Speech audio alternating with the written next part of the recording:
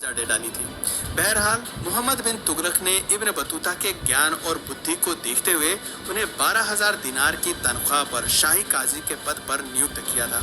एक रोज की बात है, जब इब्न बतूता दिल्ली में था तो उसने देखा कि दरबार में लोगों के साथ काफी बुरा व्यवहार किया जाता है। दोषी पाए जाने पर लोगों को बहुत सख्त सजा दी जाती है। जरा जरा सी बात पर लोगों के हाथ पैर काट कर उन्हें अपंग कर दिया जाता था, तो वहीं किसी का गला काट कर उसकी जान तक ले ली जाती थी। दरबार में इस तरह की मारकाट और खून खराबे को देखकर इब्न बतूता के हाथ पैर फूल गए। उसे अपनी जान का डर सताने लगा और फिर एक दिन ऐसी ही एक घटना घटित हुई। मामला कुछ इस तरह था।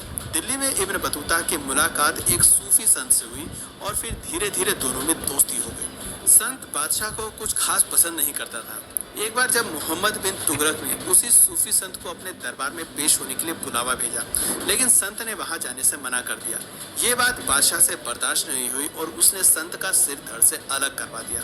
जब इससे भी तुगलक का मन नहीं भरा तो उसने संत के सभी रिश्तेदारों और जान पहचान वालों की एक सूची बनवाई। उस सूची में इब्न बतूता का नाम भी शामिल था। तब तुगलक ने इब्न बतूता को 3 हफ्ते के लिए नजरबंद की सजा दी थी। इस मामले से इब्न बतूता को समझ आ गया कि यहाँ रहना खतरे से खाली नहीं है। सुल्तान किसी भी वक्त उसे मौत के घाट उतार सकता है, इसलिए जितना जल्दी हो सके यहाँ से निकलने में ही भलाई है। तब से इब्न बतूता दिल्ली से भागने की योजना बनाने में जुट गए। साल 1341 की बात है। इब्न बतूता को आखिरकार ये अवसर मिल गया। होता कुछ इस तरह है कि चीन के राजा ने अपने एक दूत को दिल्ली भेजा था, जिसे देखते हुए इब्न बतूता ने तुगलक को सलाह दी कि उसे भी ऐसा ही करना चाहिए। तुगलक को इब्न बतूता की ये बात अच्छी लगी।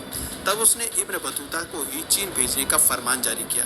तुगलक ने इब्न बतूता को बहुत सारे कीमती तोहफे देकर चीन के लिए रवाना कर दिया, लेकिन जैसे ही वो चीन की ओर बढ़े तो रास्ते में उन पर डाकुओं ने हमला कर दिया और इब्न बतूता से सारा सामान लूट लिया।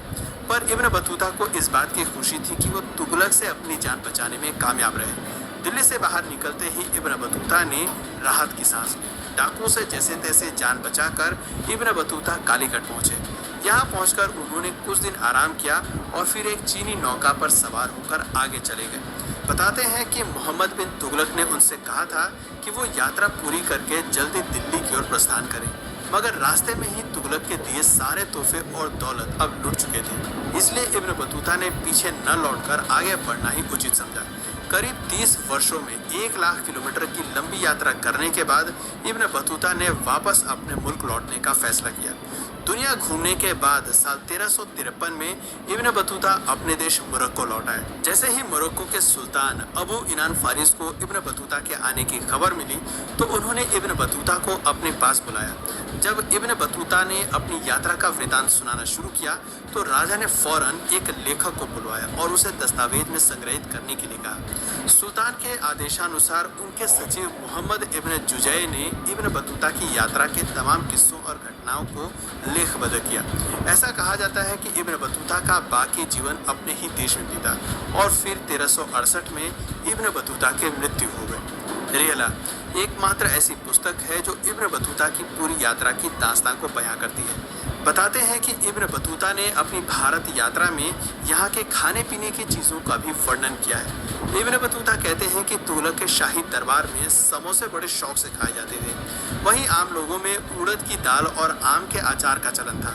इब्न बतूता के यात्रा वृतांत में भारत की औरतों की हालत का भी जिक्र किया गया है। बताते हैं कि युद्ध में विपक्षी राजाओं के हारने के बाद उसके राज की सभी महिलाओं को गुलाम बना दिया जाता था। अगर विजेता राजा के पक्ष में से किसी को भी कोई स्त्री पसंद आ जाती थी तो वो उससे शादी कर लेता था, जबकि अन्य स्त्रियों को वेश्यावृत्ति और मजदूरी के काम पर लगा दिया जाता था। तब सती प्रथा भी चलन में थी। इस किताब में ये भी बताया गया है कि इब्न बतूता ने यात्रा के दौरान कम से कम 10 बार शादियाँ की और अपनी अलग अलग पत्नियों से हुई संतानों को वो अफ्रीका, यूरोप और एशिया में छोड़ा है। इब्न बतूता की यात्रा का अंदाज़ा आप कुछ इस तरह से लगा सकते हैं कि उन्होंने अपने जीवन के पूरे 30 साल अफ्रीका, यूरोप, मध्य एशिया और भारतीय उपमहाद्वीपों की यात्रा में बिताए। इस तरह उन्होंने 44 से ज़्यादा देशों की यात्रा की थी। यही कारण है कि आज भले ही एक से बढ़कर एक विश्व भ्रमण करने वाले हो जाए, लेकिन इब्न बतूता का नाम प्रमुखता से लिया जाता है।